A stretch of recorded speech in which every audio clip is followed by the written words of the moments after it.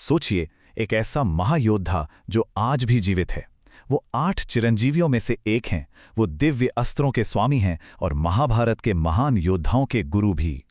और आज वो महेंद्र पर्वत पर तपस्या में लीन हैं। अपने एक आखिरी शिष्य का इंतजार कर रहे हैं, भगवान कल्कि। तो आखिर कौन है ये महायोद्धा और किसका इंतजार कर रहे हैं वो? आइए मिलकर इस महागाथा की गहराइयों में उतरते हैं और भगवान विष्णु के छठे अवतार की कहानी को समझते हैं। उनकी कहानी की शुरुआत ही बड़ी अनोखी है, एक ऐसी घटना से जिसने उनके अंदर 2 अलग-अलग दुनिया बसा दी, एक ऋषि की और एक योद्धा की।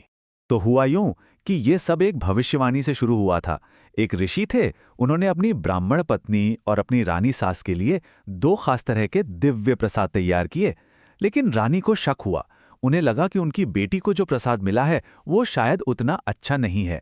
बस इसी शक में उन्होंने चुपके से दोनों प्रसाद बदल दिए और इसी एक अदला बदली ने तय कर दिया कि ब्राह्मण कुल में एक ऐसा बालक जन्म लेगा जिसका स्वभाव एक क्षत्रिय जैसा होगा।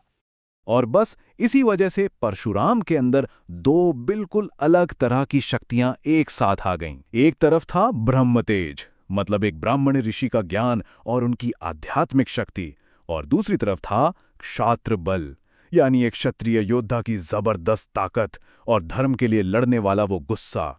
यही मेल, यही संगम उन्हें सबसे अलग, सबसे अनोखा बनाता है।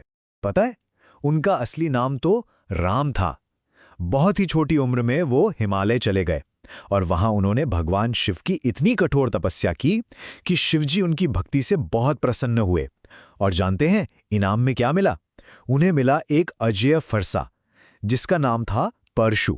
और बस उसी दिन से राम बन गए परशुराम, यानी परशु वाले राम। लेकिन इस शांत ऋषि और योद्धा की जिंदगी में एक ऐसी दिल दहला देने वाली घटना हुई जिसने सब कुछ बदल कर रख दिया। एक ऐसी घटना जिसने उन्हें बदले की आग में झोंक दिया। कहानी शुरू होती है एक घमंडी राजा सहस्रबाहु से। उसने अपनी ताकत के नशे में परशुराम के पिता ऋषि जमदग्नि के आश्रम से दिव्य गाय कामधेनु को जबरदस्ती छीन लिया। जब परशुराम को ये बात पता चली, वो गए और उन्होंने उस राजा का वध कर दिया। लेकिन बदला भी खत्म नहीं हुआ था। उस राजा के 1000 बेटों ने मिलकर बदले की आग में परशुराम के निहत्थे पिता ऋषि जमदग्नि की बड़ी बेरहमी से हत्या कर दी। सोच सकते हैं उस पल के बारे में, जब परशुराम आश्रम लौटे और उन्होंने अपने पिता को खून से लथपथ देखा।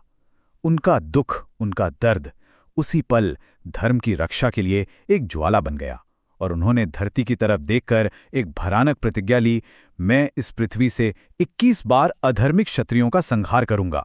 और यकीन मानिए, ये सिर्फ कोई खोखली धमकी नहीं थी। उन्होंने अपनी इस प्रतिज्ञा को पूरा किया। पूरे भारत में घूम घूम कर 21 बार उन्होंने उन सभी अहंकारी और अधर्मी क्षत्रिय वंशों का नाश किया जिन्होंने धर्म का रास्ता छोड़ दिया था। ये कोई विनाश नहीं था, ये धरती पर संतुलन को फिर से स्थापित करने का एक तरीका था। तो जब उनका यह संकल्प पूरा हुआ, तब जाकर परशुराम का वो प्रचंड क्रोध शांत हुआ। अब उनका संहारक रूप पीछे छूट गया और वो आने वाले युग के महानायकों को बनाने वाले एक गुरु बने। सोचिए जरा, महाभारत के सबसे बड़े बड़े नाम, उन्होंने उन सबको शस्त्र विद्या दी। उनकी शिष्यों की लिस्ट में कौन कौन थे? भीष्म पितामह, गुरु द्रोणाचार्य और महान योद्धा कर्ण भी। एक तरह से देखा जाए तो महाभारत युद्ध की नींव रखने वालों में वो खुद भी शामिल थे। लेकिन यहीं एक बहुत बड़ी घटना हुई। कर्ण ने, जैसा कि हम जानते हैं, ब्राह्मण होने का झूठ बोलकर उनसे शिक्षा ली थी। और जब परशुराम को यह सच्चाई पता चली तो उन्होंने कर्ण को श्राप दे दिया। श्राप यह था कि जब उसे अपनी इस विद्या की सबसे ज्यादा जरूरत होगी, ठीक उसी पल वो सब कुछ भूल जाएगा। और सच पूछिए तो इसी एक श्राप ने महाभारत के युद्ध का पूरा रुख ही पलट कर रख दिया। पर रुकिए, परशुराम की कहानी यहां खत्म नहीं होती। बिल्कुल नहीं। असल में उनकी सबसे बड़ी भूमिका, उनका सबसे बड़ा काम तो अभी बाकी है। जैसा कि शुरू में बात हुई थी, परशुराम उन 8 चिरंजीवियों में से एक हैं। अब ये चिरंजीवी कौन है? ये वो महान आत्माएं हैं जिन्हें अमर होने का वरदान मिला है, जो कलयुग के अंत तक जीवित रहेंगे। क्यों? ताकि वो धर्म की रक्षा कर सकें। और मान्यता है कि आज भी इसी पल वो महेंद्र पर्वत पर गहरी तपस्या में लीन है और वो इंतजार कर रहे हैं भगवान विष्णु के आखिरी अवतार कल्कि का। कहते हैं कि जब इस दुनिया में अधर्म अपनी सारी हदें पार कर देगा, तब भगवान परशुराम ही कल्कि को अपने सारे दिव्य अस्त्र शस्त्रों की विद्या देंगे और उन्हें उस आखिरी महायुद्ध के लिए तैयार करेंगे। तो देखा, उनकी कहानी का कोई अंत नहीं है। ये तो बस एक लंबा सा ठहराव है, एक योद्धा से संहारक, संहारक से गुरु, और अब एक शाश्वत संरक्षक। उनकी ये अनंत प्रतीक्षा, उनका ये इंतजार हमें कर्तव्य, क्रोध और किस्मत के बारे में कितना कुछ सोचने पे मजबूर कर देता है ना?